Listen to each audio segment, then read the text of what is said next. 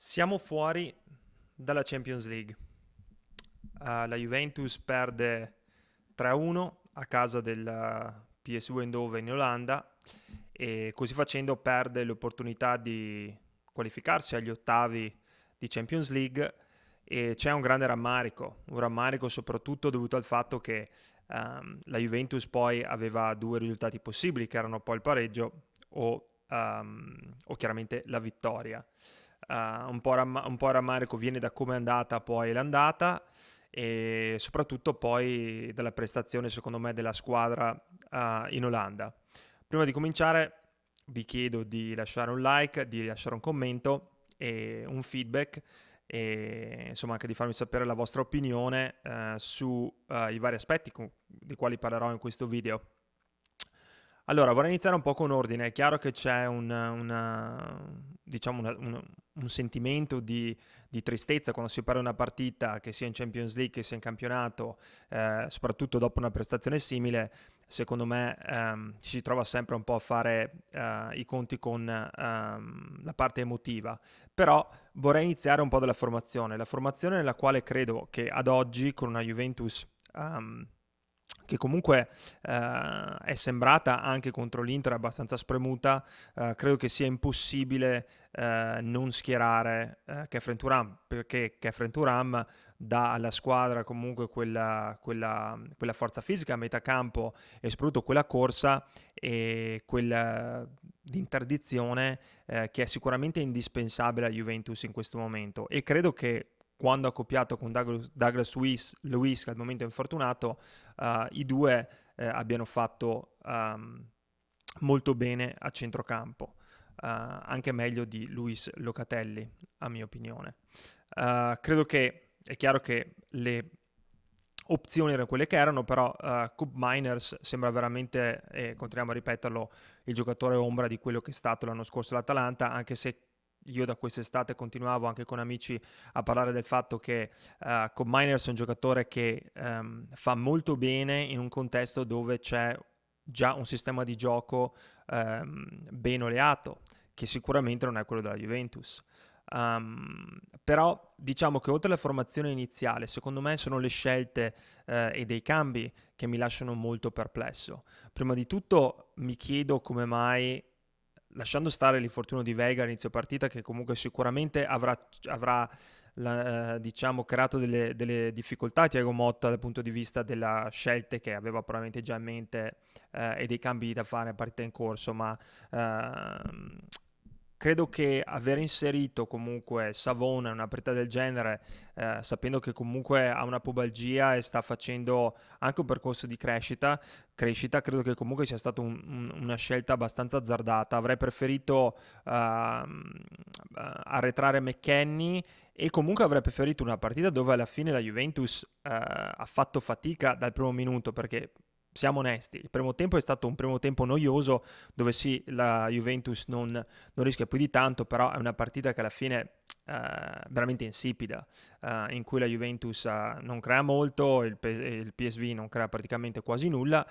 però il secondo tempo sembra quasi che la Juventus sia rimasta negli spogliatoi o ci sia spostata nelle tribune come spettatore non pagante, mentre il PSV entra in campo con una carica mai vista. PSV che non perde in casa comunque da quasi 3 anni, e chiaramente un pubblico caloroso, ma il PSV entra in campo con la voglia di vincere la partita. A me lascia un po' l'amore in bocca sentire un po' le dichiarazioni di Motta, anche se so come funzioni comunque il mondo del calcio degli allenatori dopo una sconfitta. Mi lascia un po' basito pensare al fatto che Motta dica che alla fine comunque la squadra no, ci ha provato fino alla fine. La squadra nel secondo tempo era sicuramente scoppiata dal punto di vista fisico, ma era completamente in balia degli avversari anche dal punto di vista mentale. Anche dopo il pareggio mi aspettavo una risposta diversa un po' dalla Juventus. Credo anche che, ripeto, tornando ai cambi, avrei preferito, visto che comunque si perdeva, poi si pareggiava, la partita era in bilico, la partita andava chiusa, e si era capito che difendendo non sarebbe portato a casa il risultato, perché loro comunque erano pericolosi ogni volta che venivano in avanti. Quindi avrei preferito essere un po' più spregiudicato, mettere un Vlahovic come punta d'attacco, spostare con le mani sulla fascia, togliere Nico, probabilmente tenere Consinsa un po' più a lungo, mettere Ildiz al posto di McKennie dietro le punte, diciamo spostare McKennie dove poi è stato messo Savona, e dopo niente, avere Khéphren Thuram in mezzo al campo per aiutare come diga. Secondo me potremmo stare qua a analizzare gli episodi, comunque il paro, la sfortuna, il fatto che comunque il terzo gol è un gol rocambolesco, parte da un errore difensivo dove comunque Bakayoko riesce a stoppare il pallone all'interno dell'area di rigore, che sembra abbastanza assurdo, però alla fine quel pallone tra Gatti, le gambe di Gatti, di Gregorio, poi finisce sui piedi del giocatore del PSV Eindhoven, sicuramente è fortuito, però secondo me, nonostante gli episodi, quello che manca alla Juventus in questo momento è quel DNA di cui noi siamo, al quale noi siamo abituati, quel DNA Juventus. Ed è un qualcosa che non vedo solo mancare alla Juventus, lo vedo anche in altre squadre, lasciando stare, basti pensare al Milan, un Milan che comunque perde la partita di ieri, avendo nella formazione titolare 0 italiani. Credo che questo sia un qualcosa a cui pensare. Credo che comunque una squadra come la Juventus sia sempre stata un po' lo zoccolo della nazionale e abbia sempre avuto giocatori italiani di spessore, e in questo momento quelli che abbiamo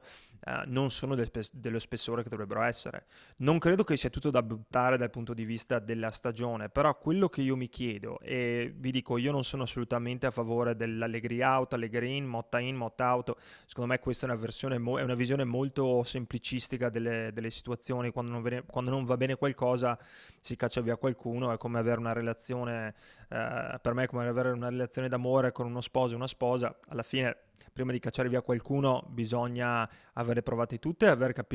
e cercare di capire quali siano i problemi. Secondo me ad oggi il problema grosso della Juventus è che manca un sistema di gioco, e manca perché la squadra, secondo me, sembra spesso impaurita. La squadra, a mio parere, si difende spesso un po' troppo bassa, ha una pressione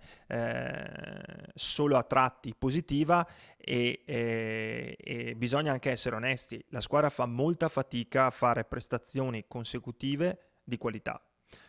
Lo dico perché anche dopo la vittoria contro l'Inter, comunque molti si aspettavano, diciamo, erano felici. Io ero molto contento del risultato, come tutti, e come bisogna sempre essere quando la Juventus poi vince le partite, però mi rendevo conto che la Juventus aveva giocato una partita non di buon livello, e questo è un qualcosa che sta succedendo più volte. Ad oggi ci ritroviamo con un campionato che comunque può essere completamente è ancora aperto. Il quarto posto è un qualcosa che può essere sicuramente raggiunto, mantenuto fino alla fine dell'anno, e probabilmente anche qualcosina in più, però adesso tutte le squadre, Milan fuori dalla Coppa dei Campioni, l'Atalanta pure, la Juventus pure, quindi tutte si focalizzeranno solamente sul campionato, e diventerà una situazione un po' più complessa. Però credo che nel lungo termine sia importante anche da parte della società e da parte dell'allenatore, da parte della squadra, di capire un po' cosa si voglia fare e che tipologia di gioco si voglia fare. Io non capisco nemmeno questo voler focalizzarsi su un modulo di gioco che fino ad oggi ha dato veramente pochissime soddisfazioni, e su interpreti che, vi faccio un esempio, McKennie fa praticamente sempre partite positive, sempre partite da 6 e oltre, però McKennie dietro le punte è in un ruolo non suo, e semplicemente gli viene chiesto di fare un lavoro al quale non è abituato, e preferirei vedere altri giocatori, perché secondo me aumenteremmo la nostra pericolosità. Inoltre c'è da dire che giocatori come Cop Miners alla fine sono giocatori che devono dare di più, perché se alla fine il calciomercato estivo è stato accerchiato solo su prendere Cop Miners, se sono stati fatti dei sacrifici, quel giocatore deve dare di più, o deve essere messo in grado di dare di più. Sicuramente Kobe Miner si è reso di più nella posizione un po' più arretrata come era oggi, piuttosto che dietro le punte, però a mio parere è il sistema proprio di formazione che non è adatto a un giocatore come Kobe Miners. Aggiungo anche, e poi vi lascio un po', finisco, che sono completamente convinto che ci sia una tristezza infinita da parte chiaramente dei tifosi, ma anche dell'allenatore, della società, della squadra. Però manca, e lo ripeto, e con l'analisi si partiva dai cambi, si partiva anche dal fatto che comunque quello che a me ha un po' sconvolto è la condizione un po' atletica della squadra, perché mi ricordo quando quest'estate a Orzegenauka in Germania si gridava non c'è più riposo da parte di Collinet. Mi sembra che comunque la squadra manchi veramente di quell'intensità di cui si pensava che la squadra sarebbe stata dotata in eccesso, probabilmente dopo aver capito chi era il preparatore e cosa succedeva. Poi sarebbe bello avere anche un po' di onestà. Chiaramente è cambiata e migliorata un po' la comunicazione di Motta dopo le ultime vittorie prima di questa sconfitta, però ci si aspetta anche un po' più di chiarezza, un po' più di condivisione anche di alcune situazioni, come possono essere le condizioni fisiche di alcuni calciatori, perché se Khéphren Thuram sta in panchina, ma non è, il motivo non è una condizione fisica, beh, allora c'è un problema, perché Khéphren Thuram ad oggi è uno dei migliori centrocampisti che la Juventus abbia. E non credo che nessuno possa dire il contrario in questo momento.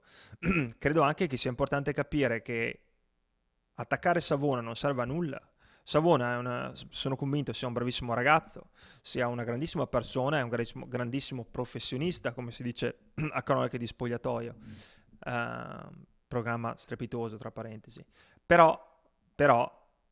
il problema non è Savona, il problema è che Savona viene messo in una situazione di imbarazzo, perché in questo momento è anche un po' calato dal punto di vista fisico e probabilmente anche dal punto di vista mentale. Non si era preparato per giocare, capito, questa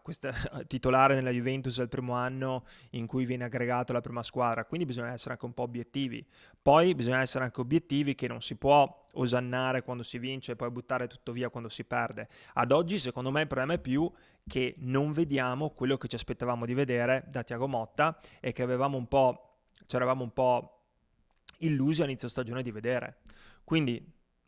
dove si va da adesso in poi? Da adesso bisogna rimboccarsi le maniche, ma è importante vedere una Juventus con un DNA diverso. Serve più cuore, serve più anima, serve più voglia di sacrificarsi e serve anche più voglia di vincere, ma non solo di vincere, serve più voglia di uccidere le partite. Le partite vanno ammazzate.